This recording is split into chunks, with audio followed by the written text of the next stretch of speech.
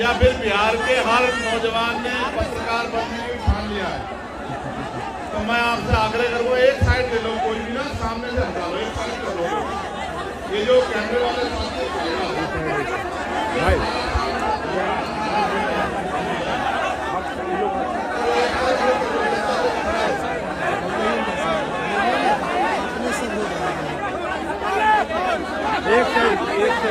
एक साइड उधर कीजिए ना।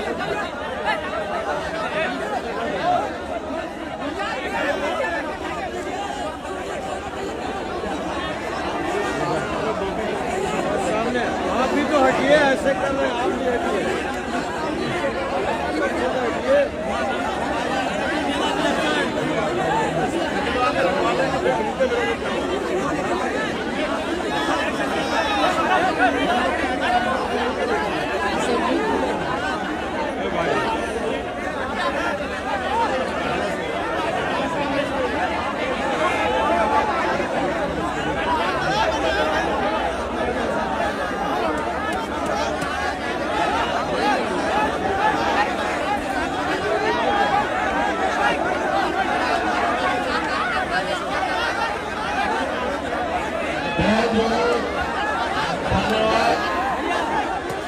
सबसे पहले तो मैं आज आप सबको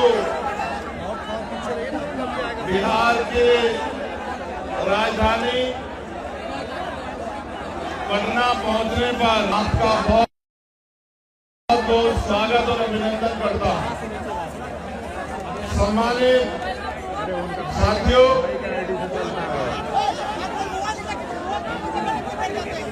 आज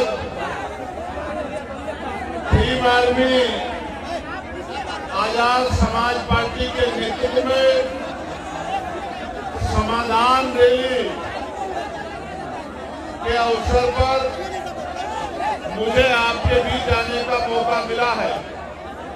इसके लिए मैं यहाँ की लीडरशिप का, आर्मी आजाद समाज पार्टी के प्रदेश कमेटी का,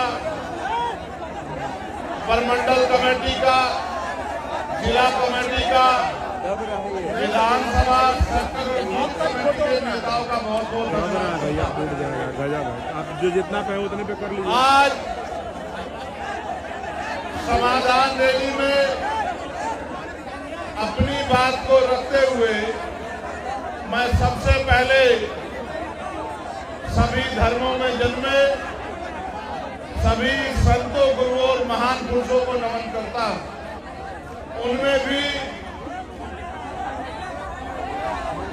करुणा के सागर तथागत गौतम बुद्ध, संत शिरोमणि सद्गुरु रविदास जी महाराज, भगवान वाल्मीकि महाराज, गुरु नानक देव और संत कबीर जी को नमन करता हूं। साथ साथ ज्योतिबा फूले, छत्रपति साहू जी महाराज,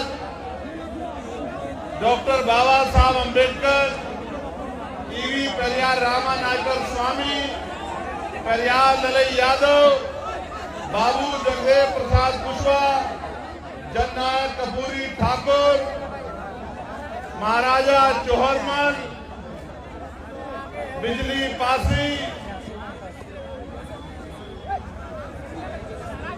अर्जक संघ के संस्थापक सदस्यों में रहे चौधरी महाराज सिंह भारती, महामना रामसूर वर्मा, मान्यवर दीना भाना वाल्मीकि और मेरे गुरु मान्यवर साहब काशीराम जी को नमन करता हूं।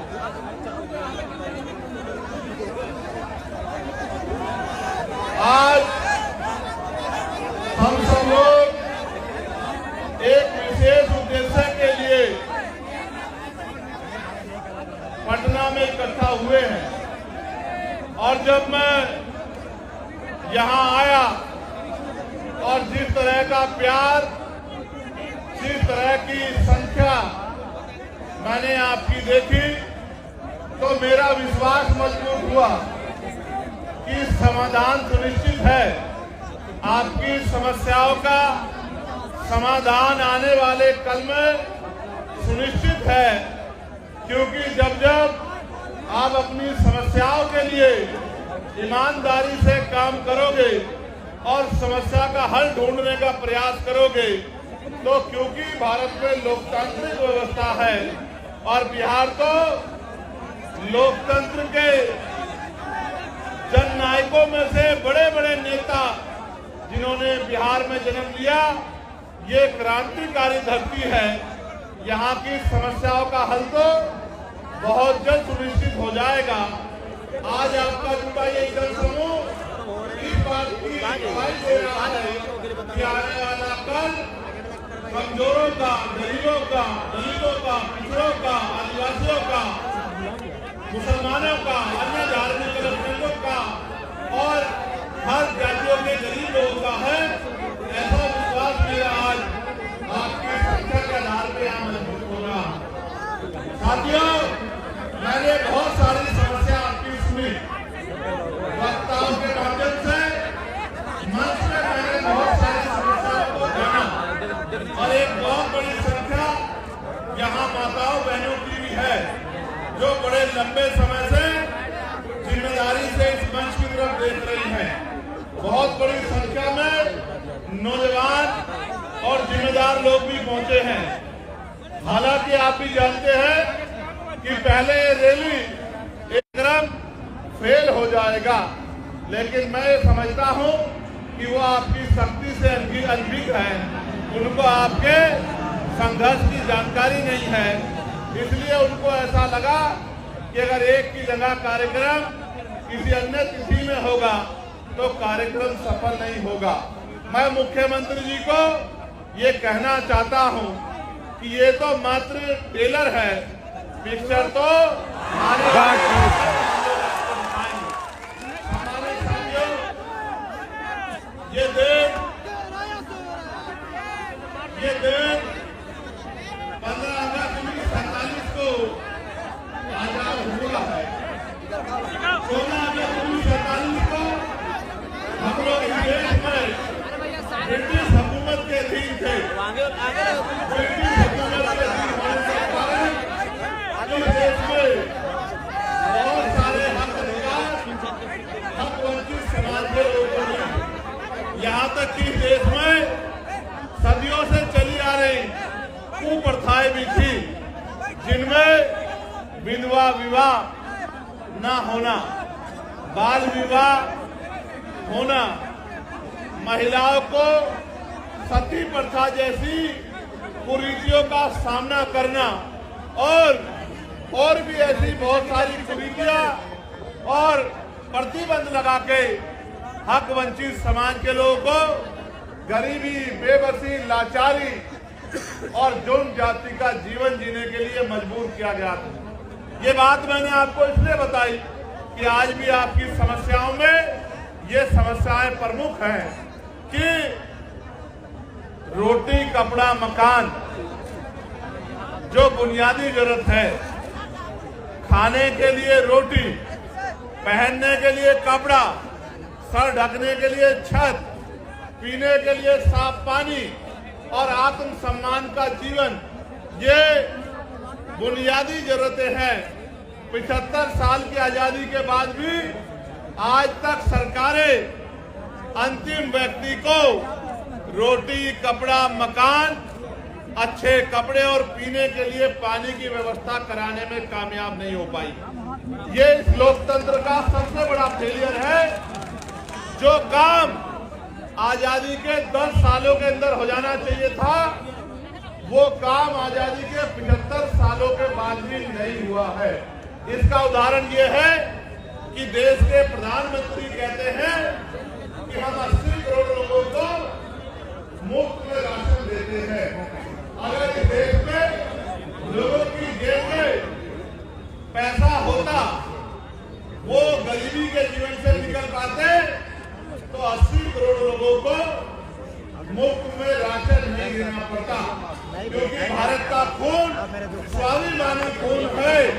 ये हाथ फैलाने में नहीं, मजबूती से संघर्ष करने में भरोसा रखता है, लेकिन इसको मजबूर किया गया हाथ फैलाने के लिए, सिस्टम बना के किया गया है। मैं इसलिए आपसे कह रहा हूं और मैं तर्क के साथ आपको कहना चाहता हूं, मीडिया भी इस बात को दिखाएगा कि कि भारत के साथ साथ कई ऐसे अपनी कंट्रियां भी हैं, कई ऐसे देश भी हैं जो भारत के समकालीन या भारत के बाद आजाद हुए, और आज उन देशों में जाके देखोगे तो आपको एहसास होगा कि वो भारत से लगभग 50 साल आगे चल रहे हैं। जब एक समय में आजाद हुए देश अगर बहुत दूर ना जाके कहीं चाइना को देखा जाए, भारत की इकोनॉमी, यहाँ के नेतागण 5 ट्रिलियन बनाने की बात करते हैं। अगर हम चाइना की इकोनॉमी से उसकी तुलना करें तो हम 1/4 पर भी नहीं पहुंच पाए हैं। एक समय में आजाद हुए देशों में इतना अलग अलग तरह का आर्थिक गैर बराबरी का जो उदाहरण मिलता है, ये इस बात का उदाहरण है कि आज भी इस देश का अंतिम व्यक्ति बुनियादी सुविधाओं से वंचित है।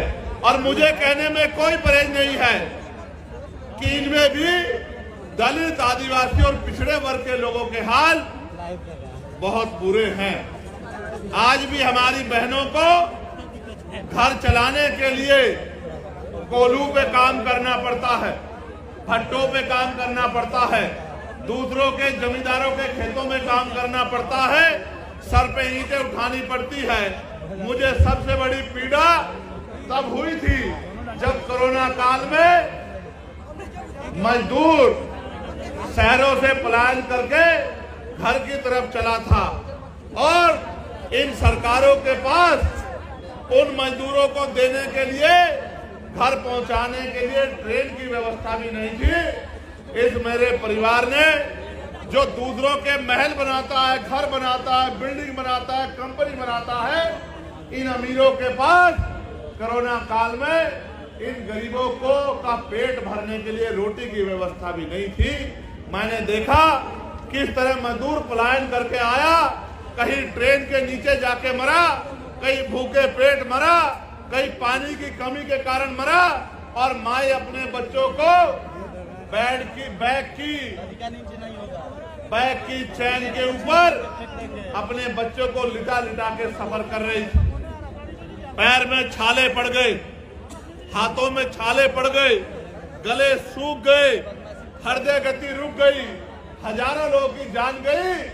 लेकिन यहाँ की और केंद्र की निकम्मी सरकार बैठ के गरीबों की मौत का तमाशा देखती रही। ये हमने अपनी आंखों से देखा।